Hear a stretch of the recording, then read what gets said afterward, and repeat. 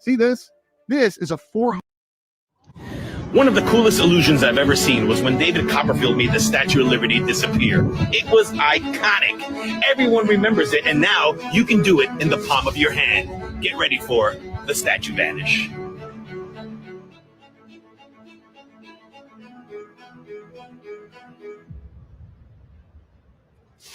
In 1983, David Copperfield made the Statue of Liberty disappear. They called it the illusion of the century. It cost him about $1 million, but I'm going to try to pull it off in just a quarter of the cost. Do me a favor, open up your hand. I'll place the quarter in the palm of your hand. You can see right there the Statue of Liberty in all her glory. But just with a wave of the hand, watch as the Statue of Liberty disappears. That's right, she's completely gone. But just as quick as Copperfield made the statue disappear, he had to bring her back. And this, my friends, is called the vanishing statue.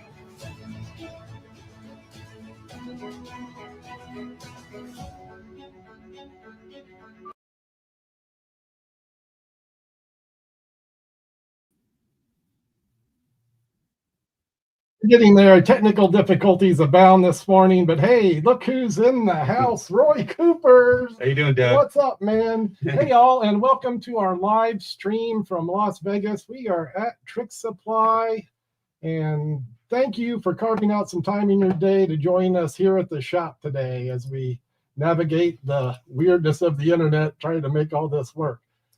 All right, so let's get started here. We're talking coin magic today, and we are talking to Roy Kueppers, who manufactured the trick that you just saw, the Statue of Liberty vanish, presented by Magic Ballet. And I'm sure anyone in my universe knows who Ballet is. You probably have seen him on the socials, but maybe you haven't seen the guy behind the scenes. So here we're going to talk to Roy, the master craftsman. What do you call yourself, Roy? Is it a machinist or a artisan? I guess a little of each. Yeah, it all combines to a coin gaffer is what people would know me mostly as, or the term that other people use. Coin gaffer. So you're a specialist in manufacturing tricky coins like the Statue of Liberty vanish. And boy, this is a deceptive package. You know, when I saw this release, when did this thing come out, the statue? Oh, that'd be 3 years now. 3 years ago. Yeah. And having David Copperfield quotes, that's pretty cool, I guess, right? Did he really buy 2 of them? He did. Yeah, he did. Yeah. That's a project that I wanted to do for quite a long time, and I asked David if it was okay to release it. I just thought, you'd better make sure you cross your T's and dot your I's on that one. And he was very excited about it. And as a couple of years went past after I asked him, he started asking me when it was going to be released. So, so that'll light a fire to get the project done, right? Then it happened quick. Pretty cool that you can bump into a guy like David Copperfield around these parts, you are a resident of Las Vegas now. Yeah, since 2019. Since 2019, but not always from Las Vegas then. So what's your origin story? Where's your homeland? Home is Canada. I was born in Toronto, Ontario, Canada. In 1963, that makes me, very old now. The Great White North. Yeah. Home to some wonderful magicians. So did you start as like a magician and then transition into manufacturing gaffs, or was just being a maker always your thing? No, I had a passion of magic as a youngster, just like many people do. Right. I used to get magic kits for Christmas.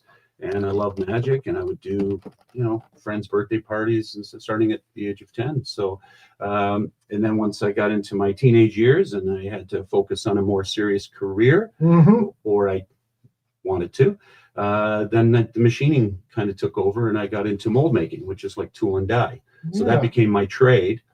And how does one get into that? Were you like, is your family doing it, or school, or? Well, my father was a tool maker from Germany, so he came in 1953, and he was in the jewelry business. He built the chain machines that make your necklaces and and so finer jewelry, like work that one might eventually put into very fine. My father was very very smart, very talented, and very fine work. He loved that precision. He always said if he didn't pick that line of work, he would have been a heart surgeon, something that was very, and I guess that's where it came. Yeah, I mean, when you look at this statue vanish, I can't imagine the work that it takes to carve out the Statue of Liberty from a quarter. It's literally mind-boggling.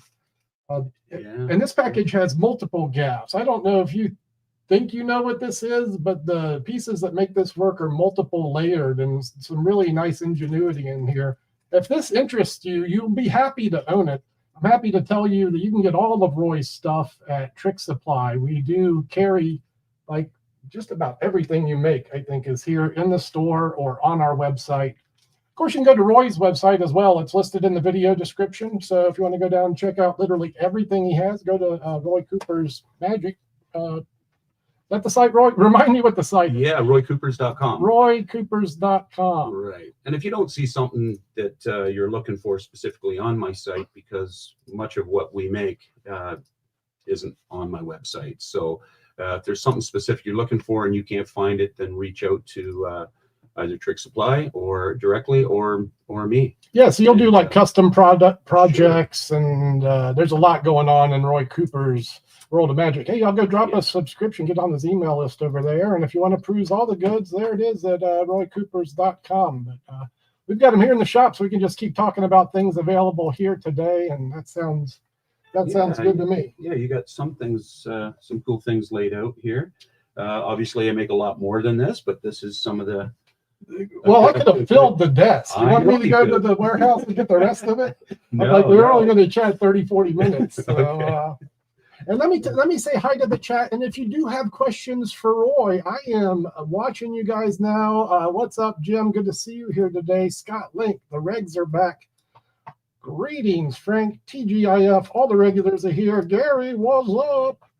Nick. Hi, Jim. There's a local. You know Jim, huh? Yeah. Great guy. Phoenix, the future of magic, and we're thankful for all of you guys today for carving out some time to be here with us today.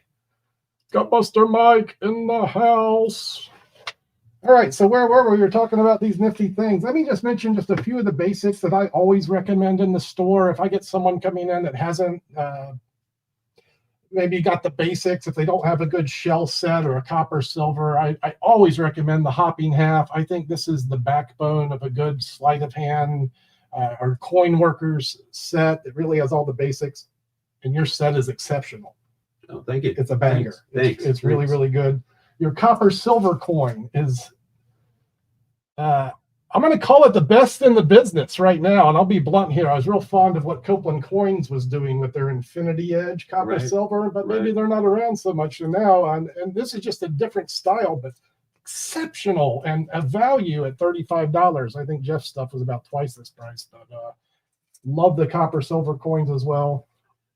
All of your shells are amazing. Expanded shells, the shim shells, you know.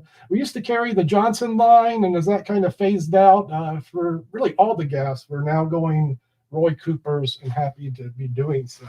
Well, even when I was younger, I mean, I was buying from Johnson's too. I mean, that was the best at the time, Johnson Coin Magic. It really was. And I'm glad that I did buy their products because I seen real quality. So, you know, for me, it was, I got to match that at least. And since that, in the last 35 years that I've been doing this, you know, I'm still evolving constantly. You know, I don't make a lot of this the way I did 30 years ago, 20 years ago, even 10 or 5 years ago, because I'm always adapting. I'm never satisfied. I always looking for ways to make it a little bit better, and a lot of that I can't even explain because it's internal within what's going on in the machining processes. But I mean, this is, I hope my camera can get a look at this. Maybe my face will block it. This gaff, I'm sad that my camera won't do this gaff justice up close. It is imperceptible, the machining on this thing. Can we get it? Pretty good. Not good enough to display the amazing quality of these shell pieces. It's literally the best. I'm not going to gloat because it sounds like I'm a front yes man, which I am for his products. But if any of the expanded shell, copper, silver, is there anything I don't like here?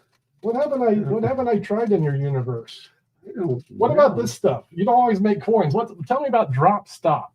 This is what is drop stop? So that's a palming solution. It helps you. It gives you not. I don't want to say tackiness, but it allows you to palm without dropping the coins. Now, there's products out there that I've seen that is actually sticky on your hand. So a lot of people will try it, but they don't want to use it because it's just it bothers them. This is a product that I worked on for actually several years with different ingredients. Did you develop that after moving to the desert? Because let me tell you, I've been needing some drop stop since I moved to the dry heat. That's probably pretty much the time it started. But yeah, me too. And as people get older, magicians, even some of the young people, but older you get, the drier, as you probably know. Not that I'm saying you're old, Doug, but it is what it is. No, but no, I was good till I got to Vegas, and now I'm thinking I need to invest in some drop stop. Yeah, so there's 11 different ingredients in there. Nothing is harmful, and it's been proven by a lot of different, a lot of coin guys. And we know what drop stop is. Yeah, and it sells really well. And you do other work as well, like this leather wallet, and there's other things along these lines in your shop. This is does it hold 8 different coins? It has 8 pockets. That's the $50 size. It's also available in dollar size, and I make them in vinyl and in leather. Okay. That's a design that's probably stems back about 30, 35 years. One of the first things that I started to make aside from coins. And it's nice. It lays flat. It can go in a shirt pocket. It can fit in your pants pocket. And each pocket will hold 2 coins comfortably. So you can have 16 coins in there if you like. That's fantastic. Yeah, that's the leather one you got there. Yep. So once you invest hundreds of dollars in coin gaffs, you protect them appropriately with a device like this. Right. And I find that people that are into coin magic, they have so many different kinds of coins that their sets get mixed up. So they have shells sticking on inserts and they get everything mixed up. And they don't know what belongs where. The wallet just... Yeah, the wallet, and you won't spend it as likely. It's not going to be mixed in with your regular change. So it pays for itself. There we go. Yeah. Don't spend your gaff coins. Get one of those wallets. I want to talk about some of the collabs you've been doing with some other magicians, because not only do you make the basics, you also collaborate with other magicians. But I'm peeking over here at Gary Henderson's comment. He's a smart fellow. I bought Roy's copper, silver, brass transposition before I discovered Roy. A tip from Doug, I always bought Johnson's. I've been telling people that come in here, like if they've done a few coin tricks, maybe they have the copper, silver, or a shell. The next thing I ask them is that if they have a copper, silver, brass, and then I point them exactly to your set, which is Chef's Kiss. You know, because not only do you provide the coins, you give the extra coins with it, and they're just, again, exceptional shell work. So, thanks. Yeah, I feel copper, silver, brass is like the thing you get after you got the basics, right? You get copper, silver, you get the expanded shells, and that's folding coins, things like that. Yeah, and then people get in from there. Then it evolves into flipper coins. Again, not necessarily for a beginner. I wouldn't recommend a flipper coin. You want to get comfortable handling coins, palming coins, etc. And then flipper coins and. Let's talk about the flipper coin briefly, because as noted here on the packaging, you've developed a unique system. It's the RK band. So you're not using the traditional rubber band mechanics to make what is essentially a hinged coin. I don't want to give away all the secrets here. I'm assuming we have some educated viewers on this stream. So the flipper coin, which has a hidden insert. Talk about this RK band. What is that?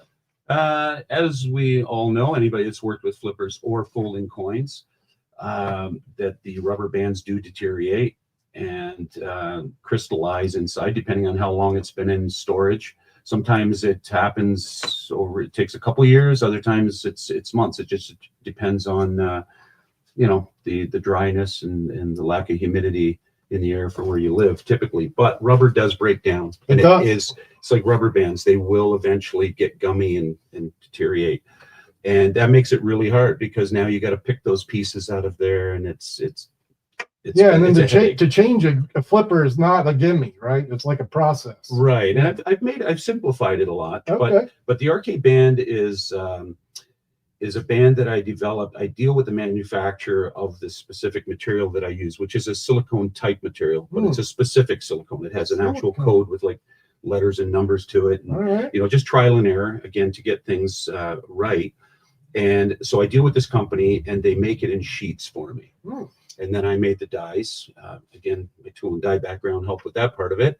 So you'll create the tool to make the thing even. Oh, right? I make it for everything that we do in-house. Yeah, I have to create all the dies, the tooling, the jigs, the I see. holders. So you're not going to Home Depot to pick up a drill. You have to make the drill. Yeah, basically a lot of it, is made. Yes, exactly. So the arcade band has like a 30 to 40 year shelf life. Wow. It just doesn't deteriorate. So here, as you know, we're in Vegas. It's very dry, very hot. About 5 or 6 years ago now, I actually took some, put it out in the desert, some of the bands, to put them in, nice, let them deal with that climate and see, and they look like the day that's amazing out there. So what a problem solved for anyone who loves the gravity or the flipper coin. What makes a flipper coin a gravity flipper? Can you explain that? Every flipper coin should be a gravity flipper. And that means it just falls on its own, and hinging downward. Right. And depending on the band that you use, it may drop a little bit. It may drop all the way open. That just depends on how long the band's been on it or what kind of band's being used. Okay.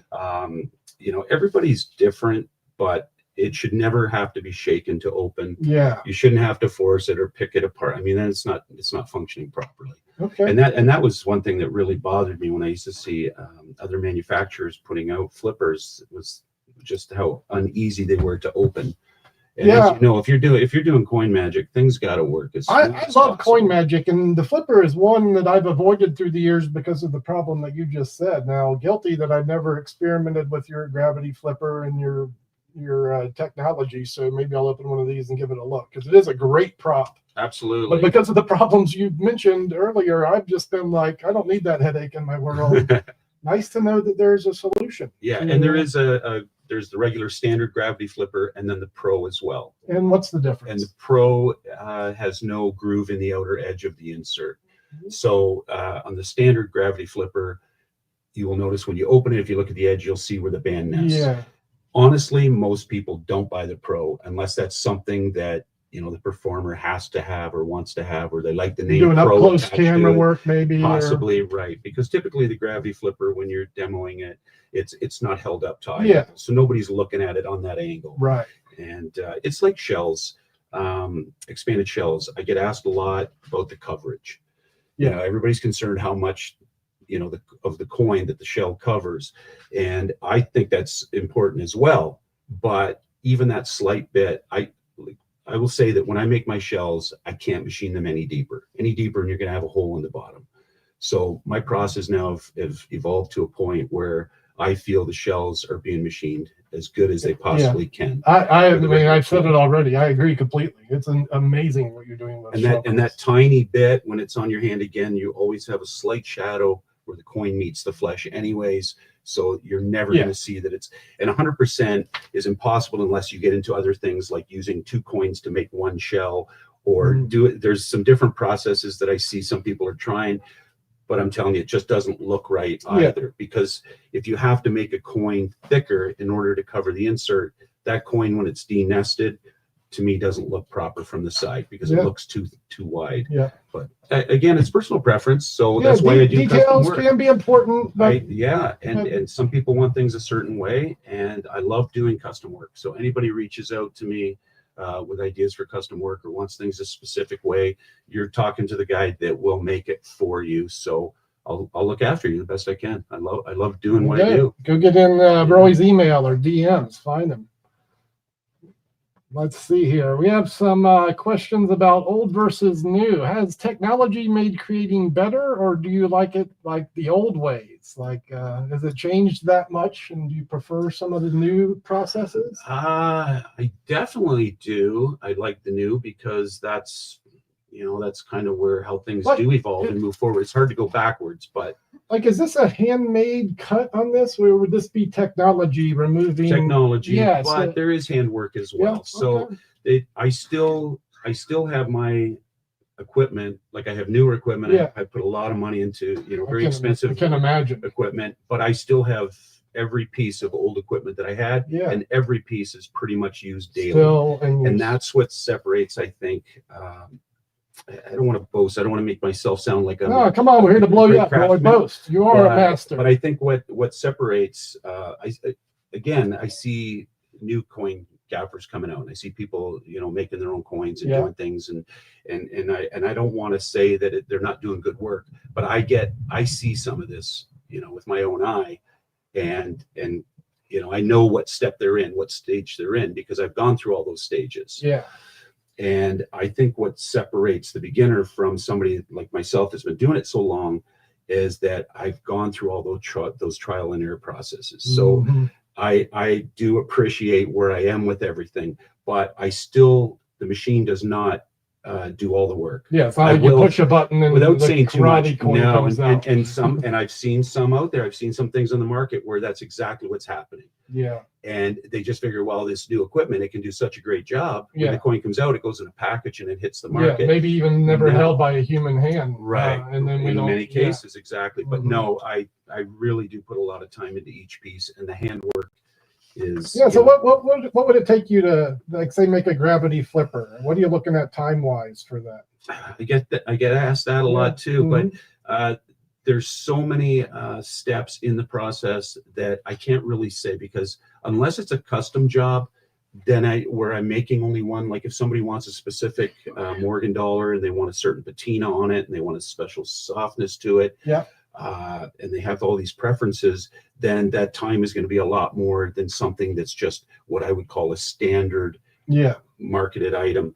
It is hard to break down, because one of our biggest processes is at the very beginning in the sorting of coins. That makes right And there. nobody thinks about that. No, They just think, not- okay, well, it's a $50, you make a shell. Well, no, not every $50 can or should be a Right. shell, right? And again, without giving away too much or going too in depth with it, the sorting process of coins. Yeah. Like I was on your website yesterday and you're advocating when you buy a shell, buy a set with it so that you have matching coins that, Mhm. you know, and I'm going to be doing that with you. I'm getting a Morgan expanded shell set full of shizzle in the very near future. So if you don't have any laying around, start on one for me, because it's time for me to upgrade my Morgan. All right. Well, we'll have to have a discussion Yeah. on how you want it, because it Yeah. will be made for Doug. Let's go. You know, I'm all in that's the for that. Been waiting for this for years, literally. So I'm excited Good, happy get to make it for you. Yeah, and that's exciting for me too. I mean, I don't do a lot of conventions, Mhm. maybe 4 or 5 a year. I might cut that back to 2 or 3 just because the demand in the Yeah. shop, it's hard Yeah. to get away. But yeah, conventions are exciting for me because I love to shake, you know, my customers' hands. Go meet the people. that have been supporting me all these years Mhm. and allowing me to do what I love Yep. by buying my product. So I love shaking those hands. And even more so, I love when they pull their coin purse or whatever it is out of their pocket Yeah. and they go, remember this? Yeah. And I'm like, not really. And they go, well, you made this, you know, whether it's 27 years ago, Right. 3 years ago, or 35 years ago. That to me is so cool. Let's there's a question you might know. What's the coin that made Eric Jones famous?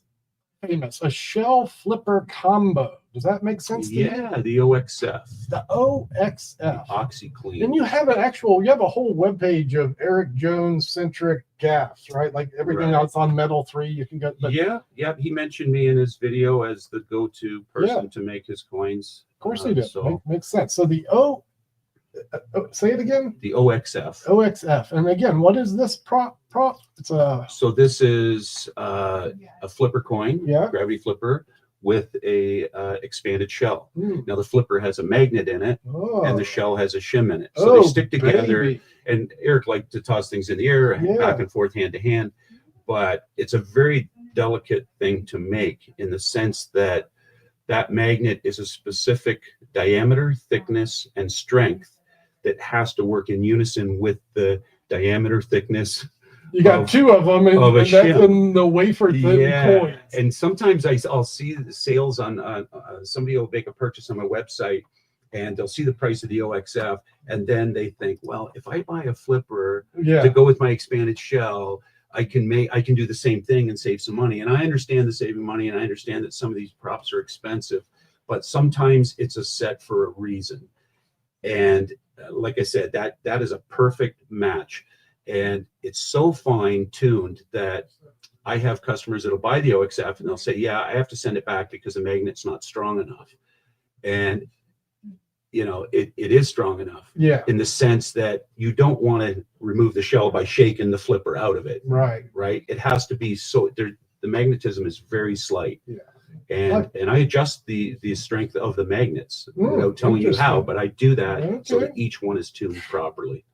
So what's a prop like that cost? I haven't seen an Ox-F in here. What do those go for? I think the retail is 120. That's it? Yeah, for the regular Kennedy $50. And of course, when you why talk don't we have those in here? Well, we can talk to the boss. We'll figure that out. We'll figure that out. All right. So look, we've had all this fun talking, but you know what we haven't mentioned is that you actually do not do all of this work by yourself. And so it's at this point that I would like to introduce the magic world. I know a lot of them have met this young man at conventions and stuff, but can we invite Sean to come take a seat over here? Sure. Sean, can you slide in here? Everyone meet Roy's better half. It's kindred. What do you call him? The spawn, right? Yeah, Are you a trooper as well, Sean? Man's son. Yeah. What's up, Hey, Sean? how are you, Good Doug? to Nice see you. And I think happy birthday is in order, right? Yeah, yesterday. Yeah, it just turned. How old are you now? 31. No, you're 23. You don't look 31. So, yes, Roy's son, Sean, you've been in the business crafting coins with Roy for, okay, so you're not 23. How long have you been doing this? I'm 31 now. Yeah. As long as I can remember, I was in the shop hanging out with him and working on stuff. But I would say I got into it during high school. I would come home from school and work pretty much every day in the shop with him. And then after high school, kind of took it more seriously. Did you? Started working full time. Yeah. So you became an artisan at a young age, and now you have some really unbelievable skills that not many people possess in this world. Like, how many coin crafters do you think there are in the States? How many? Is there 3 or 4? Well, 2 now that I'm aware of, Yeah. because we lost Todd Todd a few years And ago. that's where I used to buy my silver. Todd, he was the man for sure. Right. He was. And then there's Jamie and I. Yeah.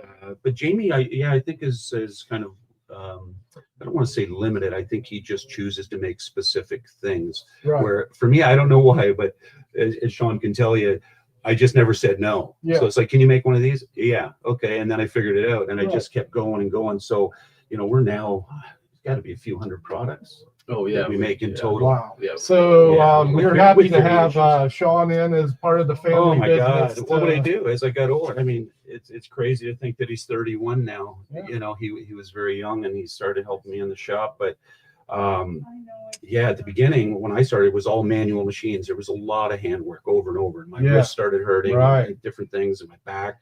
And you're like, hey kid, get in here. And well, he just kind of wanted to. It would have been different if he would have avoided the shop. And he never came in. But every day after school, he would come in and see me and hang out. And sounds like the same thing you did with your dad, right? Kind of following the family lineage. Yeah, it happened pretty naturally. It was never forced. Yeah. Not So at all.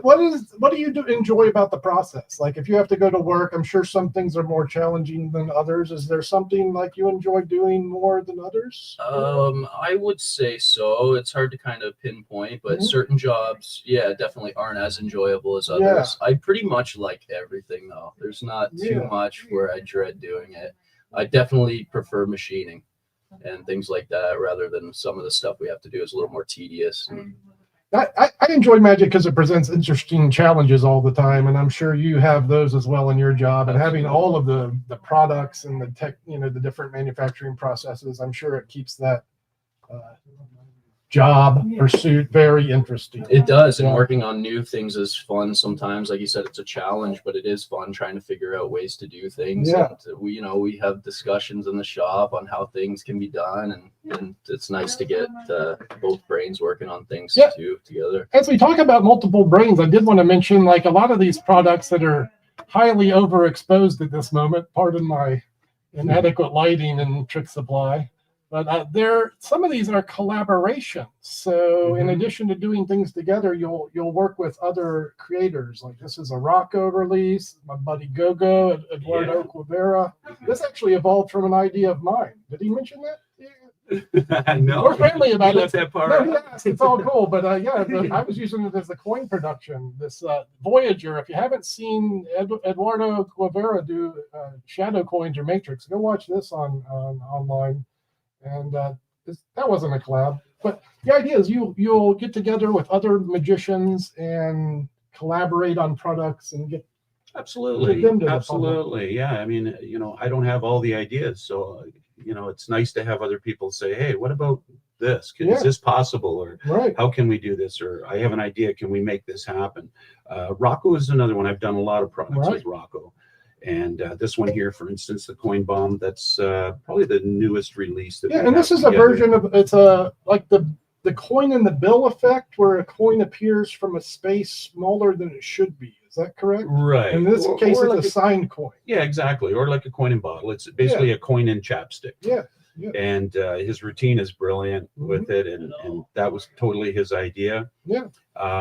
It can be done with flash string or without. It's a coin that's tied to a string. It vanishes. It ends up in the chapstick. I like it. But that's Rocco. He likes that flash and the fire, but you can't always do that depending on where you're performing. So he does teach also how to use regular string and so on. Yeah. This Voyager is kind of an enhanced version of the transient coins. Would you say that's the case? Or it is. It's very similar in the sense that the gaff itself is the same. Yeah. The Voyager set includes extra coins because now you're doing a matrix. Uh-huh. But it's the best matrix, in my opinion, there is for anybody that works with shells and matrices with a shell that have difficulty. This eliminates that problem totally. No shell with this guy. No shell. It's so smooth. Can you put a shell on this? You can put a shell on it. Some people do that for different routines. Yeah. Well, that was my original idea, is to use this style of gaff to do a very large coin production. Palm a couple, I had a shell on the stack, and then using the Ross Bertram thumb slide technique to disengage the gaff was the concept I had for a production, and Eduardo ran with that on the matrix plot. It's a fooler. Yeah. Gogo taught the teaching video that comes with the Voyager set is amazing. He did it in a proper theater, 360 degrees. Oh yeah, he's down there. He's got that theater in South Carolina. He's he's just recently came to Vegas. He just moved here in March. Really? So Gogo is now here in Las Vegas. I had no idea. Very busy. He's keeping busy, and him and I have been meeting recently about working on a couple new effects as well. Next time y'all meet, hook me up, man. So we're going out for a thing. Let's go for lunch. Yeah, let me say hi to Eduardo in person. We've talked a lot through the years, kind of connected as creators on TikTok. We were both pumping that video out during the thing. Yeah, for sure. So cool. Oh yeah, here. How long have we been talking? About 30 minutes. That's about what I like to go. We'll take a few questions if there's anything in the chat you guys want to hear or know. If there's anything Roy wants to talk about. Sean, is there anything else that you wanted to say about your wonderful life in coin magic? I guess just that I'm a lucky guy to be in this world, and I was born into it, and it's kind of cool. Well, they say you make your own luck, right? So you worked your way into this crazy world, and we need you because there's not enough coin artisans in the world, and Roy can't keep up with it. He's getting slow in his old age. And I have a great teacher, so that's a cool bonus for me. That is true. Jim says happy birthday and hello. So we got a few happy birthdays for you. Thank you very much. What's up, Jason Lieb? Thanks for the good word. Yeah, it feels that way. We're having the coin powwow right now. Here's a question for Sean. Do you perform magic? Is this something that you do, like if you're out at the club, like you were last night? I really don't perform magic, honestly. No. What about demoing the products at conventions? Because you guys go to display the wares around the a little bit. I do demo some tricks. Yeah. What do you like to demo? What's your easier stuff, honestly. I don't spend a lot of time performing coin magic, and I feel like if I demo something at a booth, it's going to do the product injustice because our quality is so top notch that if my performance isn't top notch, I don't want to do it injustice. Yeah, so you understand good magic is hard. Of course, even self-working tricks are extremely challenging. Absolutely, yeah. And sometimes coin magic can be doubly so because at its best, you're combining sleight of hand with the gaffs, and a lot of this product is exactly that. Right. And having said that, both of us know what that product has to do. That's how we're able to make it to the level we do, is that we do understand it. And other than having a routine, we do know the handling, we do know the moves, we do know what's necessary for that product to work properly. So you give competent, intelligent product discussions with any customer? Like you can tell them what Oh, needs to be done. absolutely. 100%. Sure. 100%. Yeah. Yeah, we're usually both pretty swamped at a dealer's booth. Oh, I've been there. I've seen you guys. Yeah. I've said hi a few times. It's about all I can do because I got 4 or 5 guys around the table at all times. So, why coins? What drew you to it? Why coins to begin with? Is there? I don't know. I mean, as a kid, you love money. What was the first coin gaff you made? Do you remember? I think it was a two-sided nickel. Oh, I think it was a two-sided nickel. And it was really hard because the company I was working at in tool and die had a beautiful tool room, very expensive equipment, but none of that equipment is designed to make coin gaffs. So I still had to, it was hard to do within that company. They were really good. They said after work, if you want to stay and work on your own stuff, that's how it kind of evolved into that. Because for local, I belonged to a couple of local magic clubs and had magician friends. And I just, I was starting to use my machining skills to make coins. But I quickly learned that all those years of machining and tool and die only helped partially into the manufacturing aspect. So from there, I just started some of the equipment I built myself. And like I said, all the tooling and everything is it's so different from typical machining. Coin gaffing is a very unique. It's more like it's more artisan, like you're making jewelry per se. It is. Right? It's like custom jewelry. Sure. That'd be a good way to put it. I'm poking around our website over here. I know we have a whole page devoted to your stuff, and I'd be lacking if I didn't suggest that viewers take a trip over to TrickSupply.com today and go to our categories, and you're going to look for the Roy Kueppers line. We've got them all waiting for you over here. Maybe some of the weird stuff is on wait list. Boy, that's a nice one, that Eisenhower copper silver brass set. So many good things. The Looney Bin, that's a cool value version of the Aikido box. Balancing coins, that's a cool one. Well, we've clicked away, but now you know where to find it. Go to the TrickSupply.com, the Coin Magic tab. You can peruse all the wonderful gaffs from this man. Let me see if there's any other questions that I need to attend to here. I think we got them all, and I think that's about all we're going to talk about today.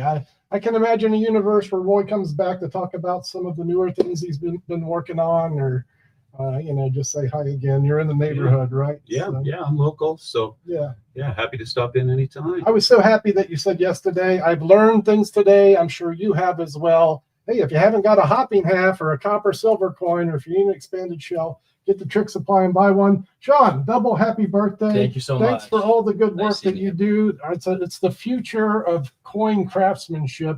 20 years from now, this is the guy that's going to be producing all the stuff we buy. So happy to have you in our universe, and thanks for being here today. Thanks. That's going to be a wrap on this session live from Trick Supply. Thanks again for joining us. We will be back next week, 11 o'clock Pacific, 2 p.m. Eastern. Hope to see some of you there. It's going to be a ciao for now, and I will see you next time. Au revoir.